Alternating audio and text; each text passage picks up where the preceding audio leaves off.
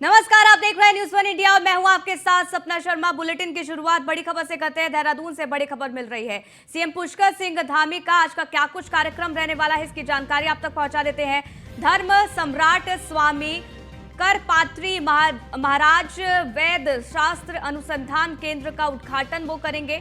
आपको बता दें, मुख्यमंत्री पुष्कर सिंह धामी केंद्र का उद्घाटन करने जा रहे हैं। ये जानकारी निकलकर सामने आ रही है। तो आपको बता दें, धर्म सम्राट स्वामी करपात्री महाराज वेद शास्त्र अनुसंधान केंद्र का उद्घाटन किया जाएगा और इस जो कार्यक्रम है उसमें सीएम पुष्कर सिंह धामी मौजूद रहेंगे, वो उद्घाटन करेंगे।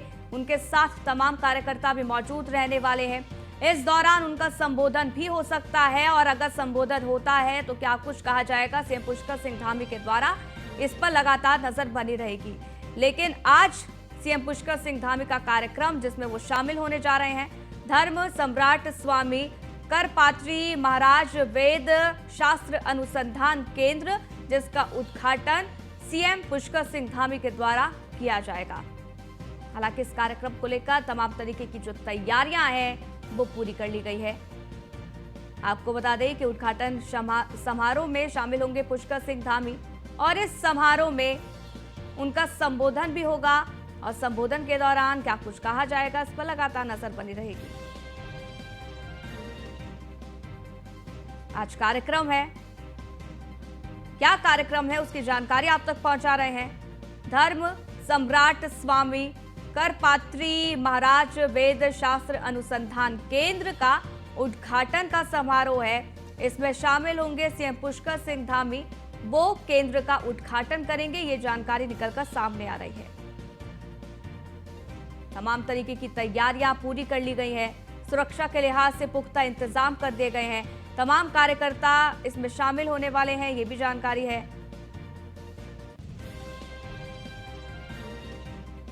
सुदीप जैन ब्यूरो चीफ हमारे साथ जुड़ गए, जानकारियों से लेते हैं। सुदीप जी, क्या कुछ कार्यक्रम आज का रहने वाला है सीएम पुष्कर सिंह धामी का?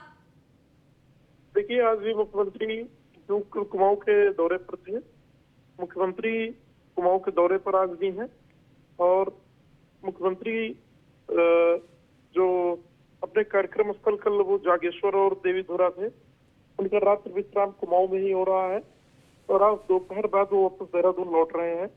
आधिकारिक रूप से अभी मुख्यमंत्री का आज का कार्यक्रम जारी नहीं हुआ जी, लेकिन ये देखिए जानकारी मिलकर सामने ये आ रही है कि धर्म सम्राट स्वामी करपात्री महाराज वेद शास्त्र अनुसंधान केंद्र है जिसका उद्घाटन सीएम पुष्कर सिंह धामी करेंगे। जी बिल्कुल, देखिए जो पूर्व के प्रोग्राम आए हुए थे, जो उसके बाद नया कार्यक्रम एक जारी हुआ है जिसमें कार्यक्रम है और मुख्यमंत्री दोपहर बाद देहरादून आ सकते हैं, ऐसी जानकारी है।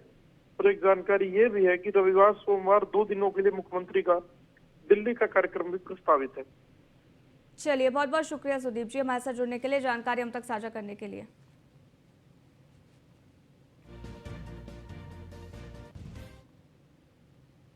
हरिद्वार के पतंजलि योग पीठ में बाबा रामदेव के नेतृत्व में अंतर्राष्ट्रीय योग दिवस धूमधाम से मनाया गया। इस मौके पर मुख्यमंत्री पुष्कर सिंह धामी भी योग करने पतंजलि योग पीठ पहुंचे। आपको बता दें कि सीएम धामी ने इस दौरान कहा कि 20,000 से ज्यादा लोगों की मौजूदगी में बाबा रामदेव के साथ योग करने से प्रफुल्लित हूं। सीएम ने यह भी कहा कि हम उत्तराखंड को योग, अध्यात्म और संस्कृति के क्षेत्र में विकसित कर रहे हैं। बाबा रामदेव ने यह कहा कि हर तरह के टूरिज्म का उत्तराखंड में बड़ा स्कोप है। वहीं बाबा रामदेव ने कहा कि योग युक्त और नशा मुक्त उत्तराखंड बनाना है।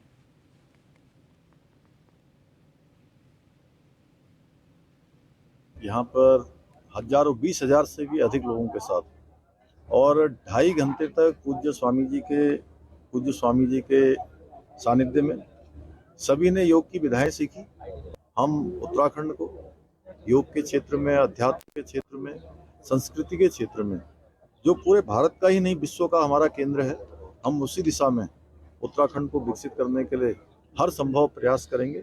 आज योग के क्षेत्र में, अध्यात्म के क्षेत्र में, आयुर्वेद के क्षेत्र में, हर क्षेत्र में, उद्योग के क्षेत्र में बहुत बड़ा योगदान उत्तराखंड के अंदर हो रहा है। उसको आगे बढ़ाएंगे और जल्दी ही हम एक ग्लोबल इन्वेस्टर समिट भी उत्तराखंड के अंदर करेंगे, जिसमें देश दुनिया के सभी लोगों को उत्तराखंड आने के लिए आमंत्रित करेंगे। प्रधानमंत्री जी का धन्यवाद करता हूं, उनका अभिनंदन करता हूं कि उनके अनुरोध पर संयुक्त राष्ट्र ने विश्व योग दिवस घोषित किया। सभी लोग नशे की प्रवृत्ति से दूर रहें, नशे की प्रवृत्ति में किसी को न आने दें और न ही नशा करें। यहाँ पर हजारों 9वां अंतर्राष्ट्रीय योग दिवस भारत में कम से कम 10 करोड़ से ज्यादा लोग घरों से बाहर निकल करके योग के लिए निकले।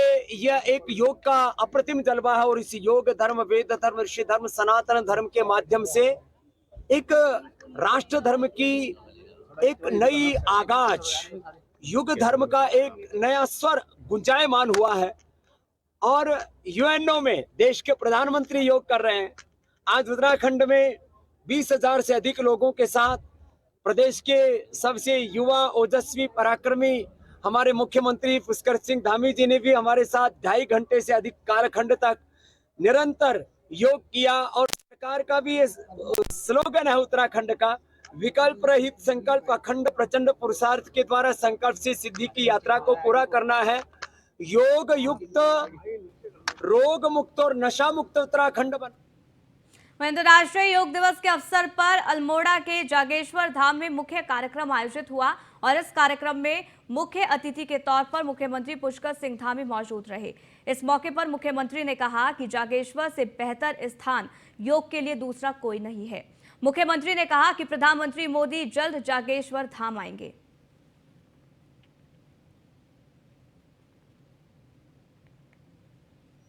प्रधानमंत्री जी का निश्चित रूप से हम सब लोग और उन्होंने स्वयं भी इच्छा प्रकट की है।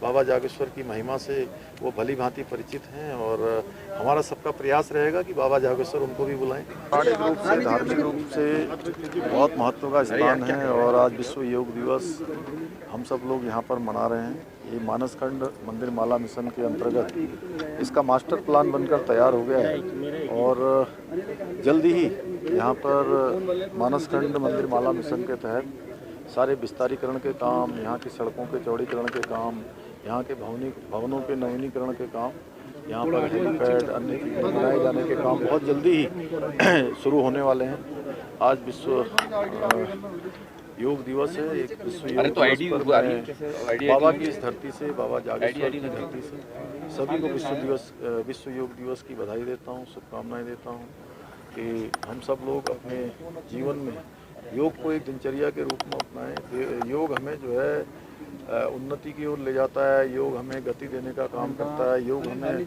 प्रगति की ओर ले जाने का काम करता है। प्रधानमंत्री जी का निश्चित रूप से हम सब लोग और उन्होंने स्वयं भी इच्छा प्रकट की है। बाबा जागेश्वर की महिमा से वो भली भांति परिचित हैं और हमारा सबका प्रयास रहेगा कि बाबा जागेश्वर उनको भी बुलाएं। अंतर्राष्ट्रीय योग दिवस के अवसर पर अल्मोड़ा के जागेश्वर धाम में मुख्य कार्यक्रम आयोजित हुआ और इस कार्यक्रम के मुख्य अतिथि मुख्यमंत्री पुष्कर सिंह धामी रहे। इस मौके पर मुख्यमंत्री ने कहा कि जागेश्वर से बेहतर स्थान योग के लिए दूसरा कोई नहीं है। वहीं मसूरी में विश्व योग दिवस के मौके पर भारतीय जनता पार्टी ने टाउन हॉल पर योग दिवस मनाया। यहाँ पर योगा ट्रेनर कोमल सोमवाल द्वारा सभी लोगों को योग का अभ्यास कराया गया। इस कार्यक्रम का शुभारंभ बीजेपी युवा मोर्चा की राष्ट्रीय उपाध्यक्ष नेहा जोशी ने किया। आपको बता दें, कालाडूंगी विधानसभा में रेखा गुप्ता की अध्यक्षता में योग दिवस को धूमधाम के साथ मनाया गया। योगाचार्य डॉक्टर सीमा मिश्रा के निर्देशन में महिलाओं ने योग इस दौरान किया। नरेंद्र नगर के रामलीला मैदान में भी बड़ी संख्या में लोग योग करने पहुंचे। वहीं दिनेशपुर की तस्वीर भी आपको दिखा रहे हैं, जहां खुदीराम बोस स्टेडियम में योग शिविर का आयोजन हुआ, जिसमें बड़ी संख्या में लोगों ने हिस्सा लिया। ये 5 तस्वीर टीवी स्क्रीन पर आपको दिखा रहे हैं। कल अंतर्राष्ट्रीय योग दिवस था और इस मौके पर जगह जगह पर योग कार्यक्रम का आयोजन किया गया, जिसमें तमाम लोग पहुंचे और योगा इस दौरान किया गया।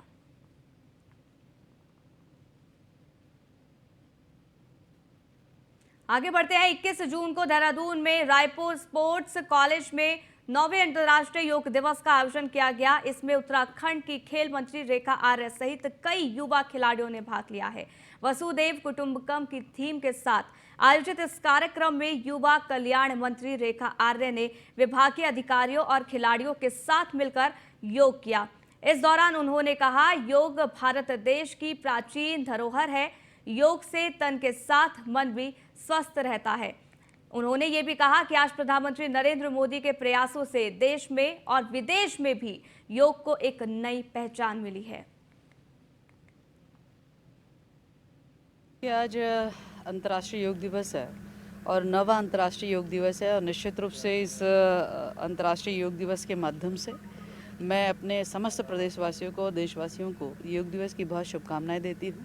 और ये योग दिवस हमारी संस्कृति का हिस्सा है, जिसको कि एक परिचय जो है प्रधानमंत्री मोदी जी ने उसको अंतर्राष्ट्रीय योग दिवस के रूप में देने का काम किया है। हमारे जीवन की आपाधापी में हम सब लोग अपने आप को फिट रखना भूल गए हैं, और वो भी फिट रखना बाहर से नहीं बल्कि अंदर से हम किस प्रकार से फिट रख सकते हैं। चाहे हमारा मन हो, चाहे हमारा मस्तिष्क हो, चाहे हमारे आंतरिक स्वस्थता हो, ये सारी चीज़ें जो हैं यदि हमें सुनिश्चित करना है तो निश्चित रूप से योग को। ब्रेक के बाद आपका स्वागत है। आगे बढ़ते हैं। विधानसभा में भी अंतर्राष्ट्रीय योग दिवस के मौके पर कार्यक्रम का आयोजन किया गया। स्पीकर ऋतु खंडूरी ने विधानसभा के अधिकारियों और कर्मचारियों के साथ योग किया है। इस मौके पर स्पीकर ने कहा कि प्रधानमंत्री नरेंद्र मोदी ने योग को अंतर्राष्ट्रीय स्तर पर पहचानने का काम कराया है। इसके साथ ही आज युवा पीढ़ी भी योग को लेकर जागरूक हो रही है। ये तस्वीर भी हम आपको दिखा रहे हैं, ऋतु खंडूरी जिन्होंने योग किया, और इस दौरान तमाम कार्यकर्ता भी मौजूद रहे, लोग मौजूद रहे, महिलाएं मौजूद रहीं। आप सब जानते हैं कि 11 दिसंबर 2014 से इंटरनेशनल डे ऑफ योगा शुरू किया गया था। भारत की अगुवाई के कारण ये सब शुरू हुआ था, और आज बहुत खुशी की बात है कि आज हमारे प्रधानमंत्री जी 180 देशों की अगुवाई करते हुए न्यूयॉर्क में योग करेंगे। तो सभी को ढेर सारी शुभकामनाएं और बधाई। वसुदेव कुटुंबकम इस बार का हमारा लोगो है। योग का विचार ही यही है। योग जोड़ने की बात करता है, योग विस्तार की बात करता है, योग सबको जोड़ने की बात करता है। और ये वसुदेव कुटुंबकम आज से नहीं, हमारा एक संस्कार है। तो मुझे बहुत खुशी है कि धीरे धीरे योग एक विश्व के हर जगह मनाया जा रहा है और बड़ी जोर। वहीं देहरादून में अंतर्राष्ट्रीय योग दिवस के अवसर पर महानिदेशक सूचना बंशीधर तिवारी ने अपनी टीम के साथ राजपुर के MDDA पार्क में योग प्रशिक्षण शिविर का आयोजन कर योग के कई आसन किए। इस मौके पर योग प्रशिक्षक द्वारा सभी को योग के साथ साथ खान पान और दैनिक रूटीन जैसे बेहतर किए जाए, और इस पर चर्चा यहां पर की गई। इस मौके पर बंशीधर तिवारी ने बड़ा ऐलान करते हुए कहा कि MDDA के राजपुर पार्क में प्रतिदिन निःशुल्क योग शिविर का आयोजन आम आदमी के लिए किया जाना है। आपको बता दें कि बहुत जल्द इसकी विधिवत सूचना जारी कर दी जाएगी, ये भी वो बोलते नजर आए।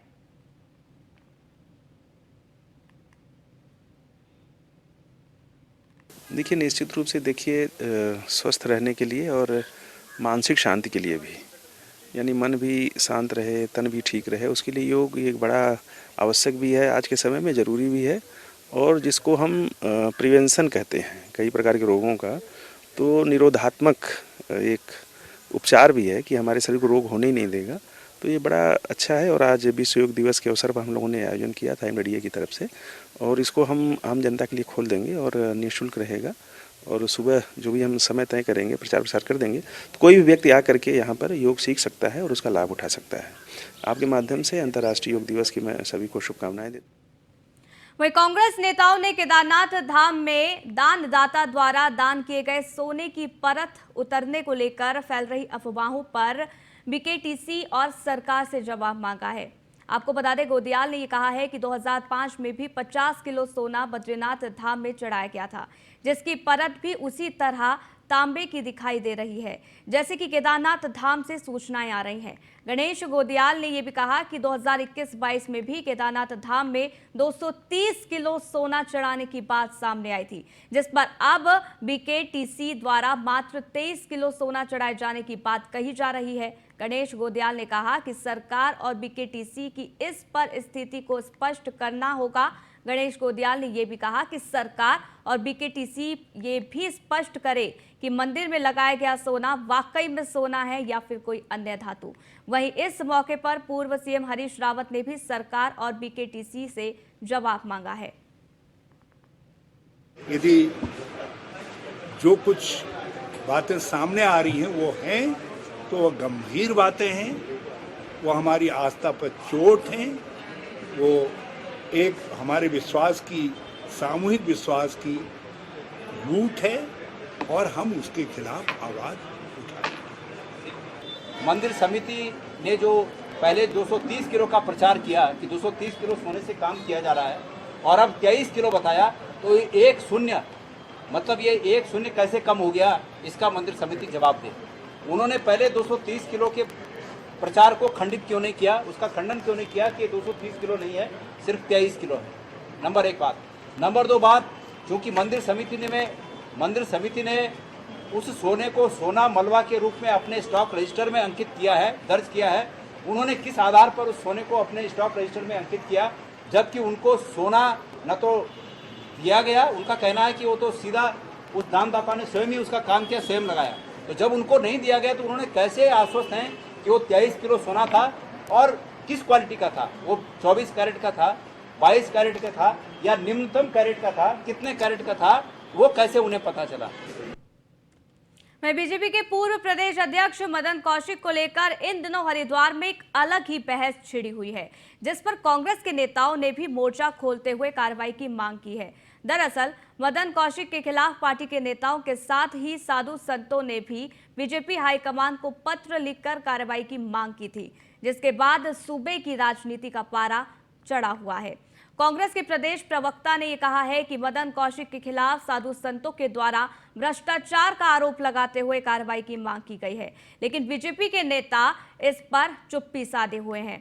वहीं बीजेपी के प्रदेश अध्यक्ष महेंद्र भट्ट से जब मदन कौशिक पर लगे आरोपों से जुड़ा सवाल किया गया तो उन्होंने ये कहकर टाल दिया कि वो तथ्यहीन सवालों के जवाब देना ठीक ही नहीं समझते।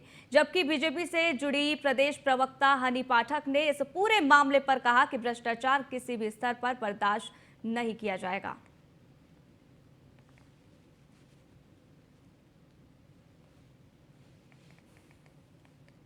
देखिए, ध्रुवीकरण की राजनीति में माहिर भारतीय जनता पार्टी अब जो है सनातन के प्रतीकों पर ही लगातार हमला कर रही है। चाहे केदारनाथ में आपने देखा होगा कि शंकराचार्य जी को जो है वीआईपी मानने से इनकार कर दिया, उनको कहा कि लाइन में लग करके आप दर्शन कीजिए। अब हरिद्वार में जो है उदासीन अखाड़े के संत मदन कौशिक पर भ्रष्टाचार के खुले आरोप लगा रहे हैं, लेकिन भारतीय जनता पार्टी का नेतृत्व तो आंखें मूंदे बैठा है।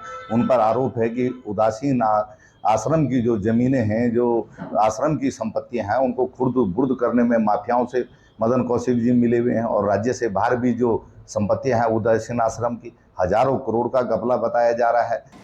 तथ्यहीन आरोपों का मैं कोई जवाब नहीं देता हूं और हमारे अगर ऐसा है तो पूरा रुड़की हरिद्वार की तो कांग्रेस बची नहीं आज की तारीख में, और अभी 2-3 महीनों के अंदर और बड़ा चमत्कार आपको सुनाई देगा।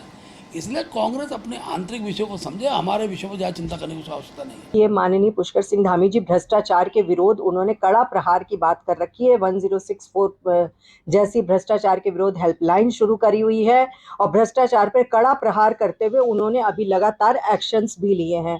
अगर इसमें भी कोई ऐसी चीजें निकल कर आएगी जिस पर किसी भी प्रकार का संशय स्पष्ट हो जाएगा या कोई चीजें निकल कर सामने आएंगी तो इस पर भी निश्चित ही कार्रवाई होगी। वहीं उत्तराखंड सरकार तेजी से दिसंबर के दूसरे सप्ताह में होने वाले इन्वेस्टर्स समिट की तैयारी में जुट गई है। विदेश में सिंगापुर और दुबई में राज्य सरकार रैली कर निवेशकों को उत्तराखंड में निवेश करने के लिए आकर्षित करेगी, जबकि देश के अलग अलग राज्यों में 5 बड़ी रैलियां कर उद्योगपति निवेशकों से सरकार संपर्क कर उन्हें उत्तराखंड आमंत्रित करेगी। जुलाई महीने से प्रस्तावित इन्वेस्टर्स समिट के लिए रैली और शो का आयोजन शुरू हो जाएगा।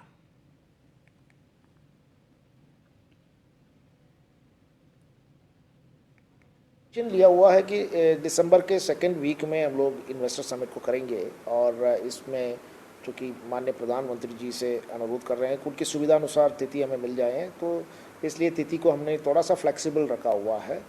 और हमारी जो जितने रोड शोज़ होनी है तो रोड शोज़ हम विद इन द कंट्री 5 या 6 करेंगे और outside the country 2 road shows करेंगे। ये रोड शोज़ हम लोग जुलाई के सेकेंड वीक से प्रारंभ करना चाह रहे हैं, उसके लिए तैयारियां हम लोग कर रहे हैं। अभी दुबई और सिंगापुर 2 ही जगह किया गया है क्योंकि 2 जगह पे इन्वेस्टर्स काफ़ी ज़्यादा मात्रा में है और यूरोप वगैरह हमने इसलिए नहीं रखा कि यूरोप में। तो इस बुलेटिन में फिलहाल के लिए बस इतना ही, रुकेंगे एक छोटे से ब्रेक के लिए। देखते रहिए न्यूज़ 1 इंडिया।